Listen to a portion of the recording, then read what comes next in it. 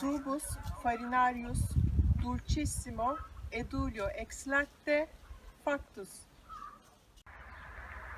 Herkese merhaba. Bugün size bu çınar ağacından da eski bir tarihi olan ünlü Sicilya tatlısı cannoli'nin tarifini verip videonun sonunda da Cicero'nun bu Latince sözlerinin anlamını söyleyip cannoli'nin tarihini sizlerle paylaşacağım.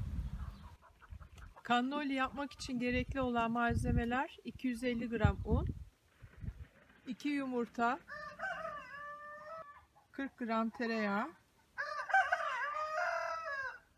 35 gram beyaz toz şeker, 1 limon, 1 çay kaşığı toz tarçın, 1 çay kaşığı kakao, 1 çay kaşığı beyaz üzüm sirkesi, 60 mililitre marsala yoksa beyaz şarap, 1 tutam tuz, ricotta kreması, 1 damla çikolata, meyve şekerlemeleri. İlk önce cannoli'nin hamurunu hazırlamaya başlıyoruz. 250 gram unu koyacağız.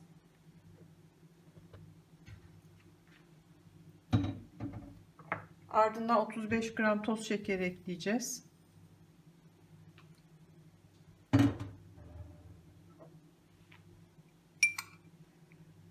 Bir çay kaşığı kakao, 1 çay kaşığı toz tarçın,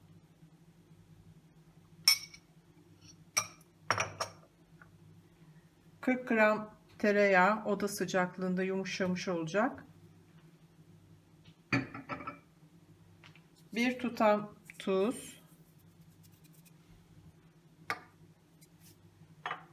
ve en son 2 yumurta sarısını ekliyoruz. Yoğurmaya başlayacağız.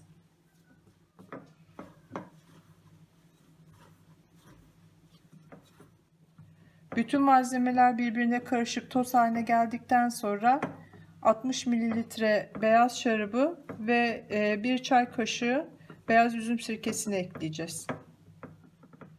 İdeali marsala kullanmak ama o yoksa beyaz şarap da kullanabilirsiniz. Ben şimdi beyaz şarap kullanacağım. Ve 1 çay kaşığı üzüm sirkesi koyuyoruz. Beyaz üzüm sirkesi. Karıştırmaya başlayacağız.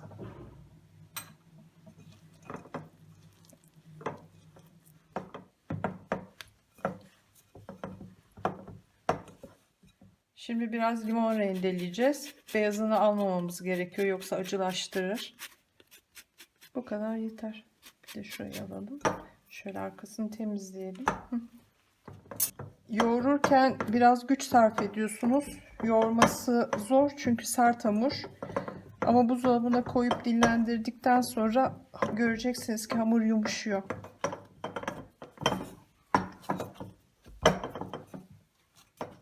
Şimdi hamuru alıyoruz. Biraz da tezgahın üzerinde yoğuracağız.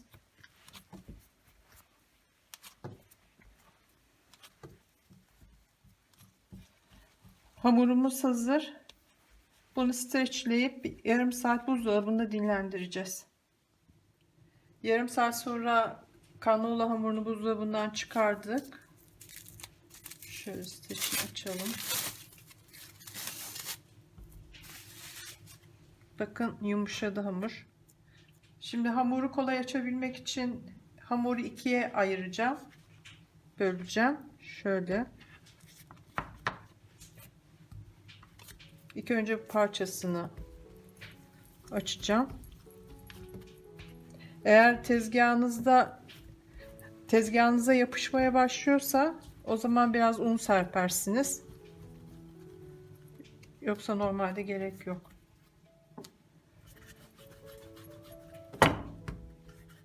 Kalınlığı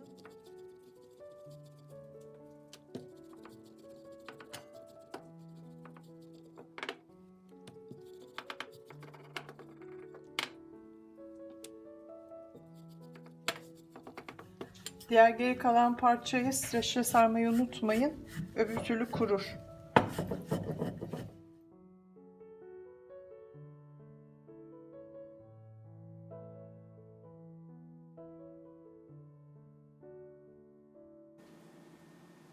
Hamuru olabildiğince ince açmaya çalışın. Ne kadar ince olursa o kadar güzel kızarır. Hamuru daha çok inceltebilmek için burada benim yaptığım gibi yuvarlak kalıpları çıkartarak açmaya devam edin. Bu şekilde daha kolay inceltilir. Artan hamurları ana hamurumuza ilave ediyoruz.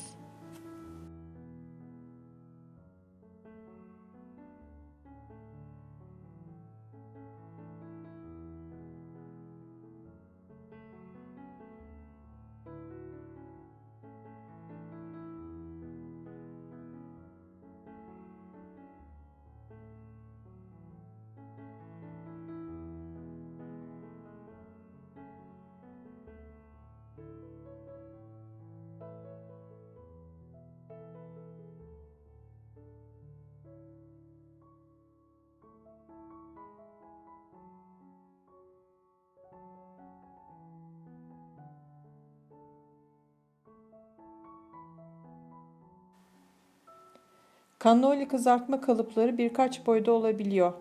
Kullanılan standart kalıplar ise benim de kullandığım gibi 2,5'a 12,5 santim olan kalıplar.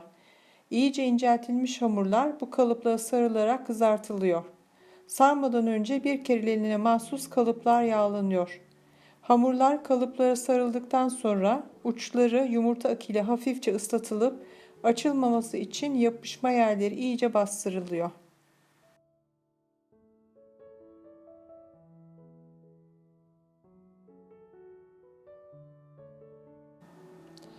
Sardığınız hamurları biraz bol bırakmaya özen gösterin. Bu şekilde daha rahat kızarırlar.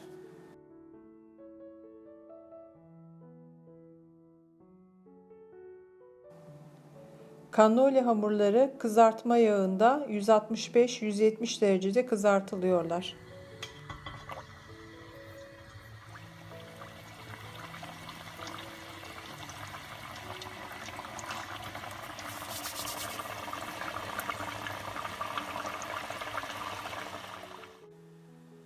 İdeal kızartma fritözde olan elbette. Fritözde kızartıyorsanız kızartma süresi 2-2,5 dakika arasında oluyor. Tencerede kızartıyorsanız bu işlem biraz daha dikkat gerektiriyor. Çünkü yağın ısısını sabit tutmak çok zor. Yağ aşırı ısındığı ve sıcaklığı kontrol etmek güçleştiği için hamurları sık sık kontrol etmek gerekiyor. Yağ aşırı ısınırsa hamurlar 1 dakikada bile kızarabilirler. Fritözde de tencerede de kızartırken cannoli hamurları yanabilirler, açılıp kalıptan çıkabilirler. Bu duruma moralinizin bozulmasın. Profesyoneller de bu durumlarla karşılaşabiliyorlar. Cannoli kalıpları biraz soğuduktan sonra iki ucundan bastırılıp rahatça çıkartılırlar. Bu kalıplar elde yıkanırlar. Atık yağı lütfen dökmeyin, geri dönüşüme kazandırın.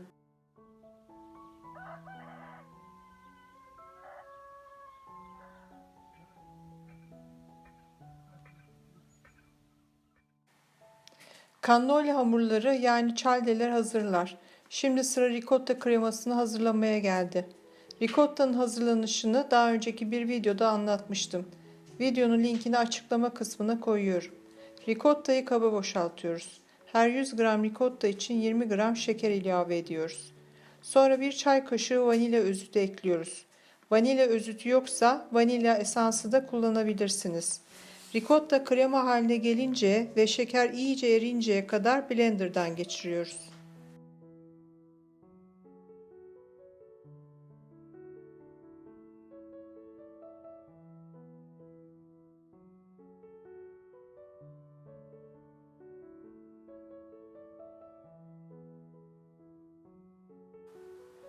Buradaki hamur reçetesinden 30 adet kızarmış hamur çıktı. Buna göre sizin aşağı yukarı 1 kilo 200 gram ricotta kremasına ihtiyacınız var. Kendiniz ricottayı hazırlamayı düşünüyorsanız 9 litre çiğ süt kullanmalısınız. Ricotta kremasına biraz damla çikolata ekleyip karıştırıyoruz.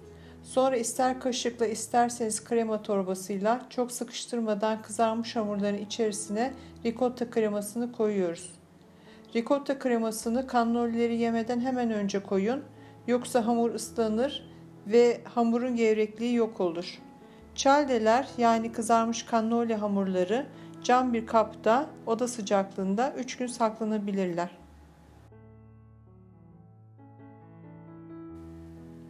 Sıra süslemeye geldi. Bunun için meyve şekerlemeleri ve çikolata parçacıkları kullanıyoruz. Kendi zevkinize göre isterseniz biraz kavrulmuş ve dövülmüş fındık veya Antep fıstığı da kullanabilirsiniz.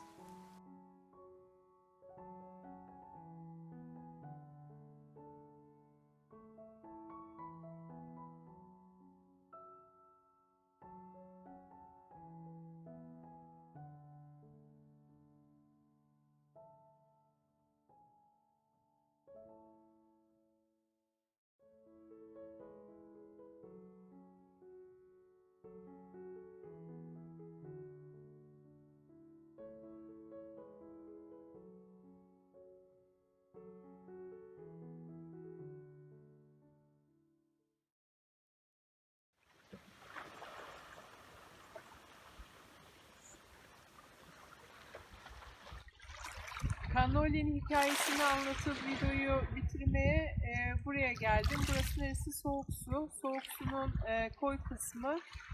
Bundan bir süre öncesine kadar buraya yalnızca tekneler, yelkenliler gelirlermiş. Ama birkaç yıl önce yangın yolu açıldığından dolayı karadan biraz zor da olsa toprakları olduğu için karadan da gelinmeye başlanmış Soğuk Su'ya.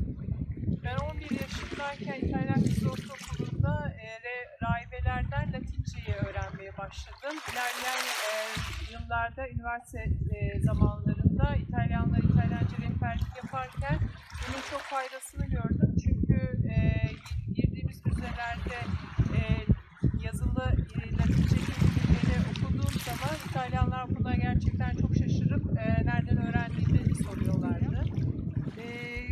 Cannoli'nin hikayesine gelecek olursak ben bu girişte size Latince bir söz söylemiştim. Bu söz Marco Tullio Cicerone'ye ait, devlet adamı ve düşünür kendisi.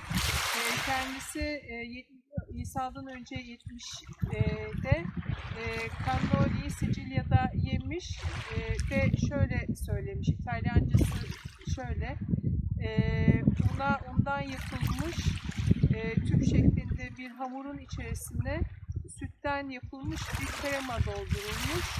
Çok lezzetli bir tatlı. Cannoli'nin hikayesiyle alakalı birkaç varsayım var.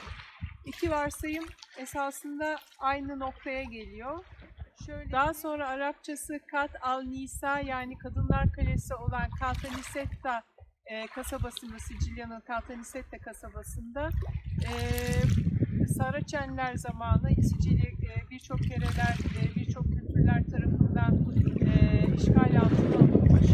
Saraçenlerin işgali sırasında burada kurulan haremde bulunan kadınlar, yani cariyeler, Cicerone'nin bu anlattığı söylediği sözden esinlenerek o formda eskiden Araplar tarafından yapılmış bademden, baldan ve ricotta peynirinden yapılmış bir tatlıyı da birleştirerek bu cannoli meydana getirmişler. Bu kadınlar Marco Tullio Cicerone'nin sözünden formunu alarak da etkilenmişler. Çünkü erkeğin üretkenliğini temsil ediyormuş. Bu sarayda yaşayan kadınlar, erkekler savaşa gittikleri zaman kendilerini oyalamak için mutfağa kapanırlar ve nerede en komplike yemekler ve tatlılar var onları yaparlarmış. Cannoli de bunlardan birisiymiş. Daha sonra Saraçenlerin işgalinden sonraki gelen medeniyet haremleri kapattıktan sonra bu haremde bulunan kadınların bir kısmı Hristiyanlığı seçip Caltanissetta'daki manastıra kapanıp beraberlerinde reçeteleri de götürmüşler. Ve sonrasında rahibeler, burada yaşayan rahibeler karnaval zamanları bu cannolo yapmaya başlamışlar. Sonrasında cannolo ya da çoğulu cannoli bütün sene yapılan bir tatlı haline gelmiş. Başka bir varsayım daha var. Bu silindir biçimindeki kalıplara geçilmeden önce Sicilya'da nehir kenarında bulunan sazlıklarda toplanan kamışlarla kalıp çıkartılıp pamuk bu kalıplara sarılırmış. Daha sonra hijyenik olmadığı düşünülerek bu kaldırılmış ve bugünkü günümüzde kullanılan silindir kalıplarla bu tatlı yapılmaya başlanmış. Bu videoyu bitirmeden önce beni desteklerseniz, videolarımı tıklarsanız ve kanalıma abone olursanız beni çok mutlu edersiniz. Ne kadar çok abone olursa o kadar çok araştırmaya tatlılar ve o kadar çok hikaye ortaya çıkar. Bu arada Cannoli dükkanı, sırf Cannoli dükkanı açmak isteyenler olursa aynı New York'ta ya da Los Angeles'taki gibi benden danışmanlık alabilirler. Bunun için bana mail gönderebilirsiniz ya da beni arayabilirsiniz. Bir videonun da sonuna geldik. Herkese sağlık, huzur ve mutluluk diliyorum. Bu arada başarılı diliyorum. Çavam için.